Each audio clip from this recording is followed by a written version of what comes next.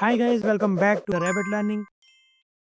In this lesson, we will learn about instance attributes, class attributes, and a powerful Python feature called object introspection. So let's get started by creating a new Python file called instanceclass.py.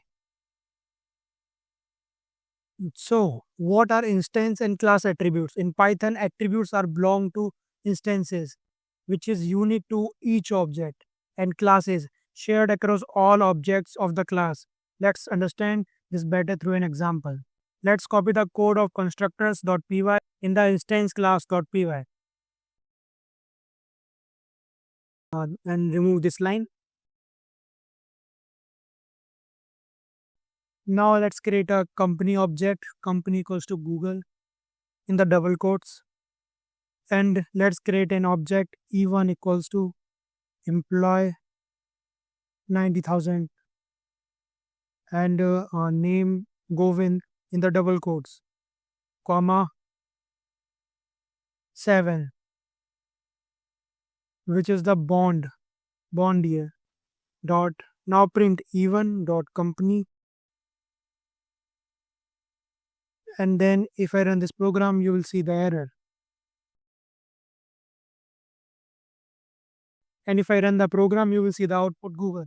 So why? Because Python first checks if the object even has its own company attribute. Since it does, thanks to the constructor, it uses that instance attribute. Now add the self.company equals to company and pass the company in the init function. And if I pass the another company name in the object even, then you will see the output Amazon. Now Python falls back to the class attribute, which is company equals to Amazon, since there is no instance attribute. So now let's talk about introspection, which means examining the internal structure of an object. Python gives us a built-in function called dir to do this. Now print dir e1, and if I run this program, you will see the all attributes, all methods, and special or dunder methods like init, str, etc. You will also see familiar ones like name, salary, bond, company, get info, get salary, if you have defined them. These are part of a class definition. Dir function is super useful when you are debugging or exploring unfamiliar objects. So the final recap, instance attributes belong to specific objects defined using self, and class attributes belong to the class itself, shared by all objects unless overridden.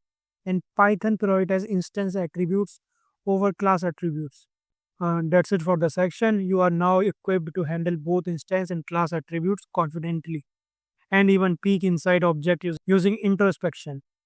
In the next video, we will continue diving deeper into object-oriented programming in Python.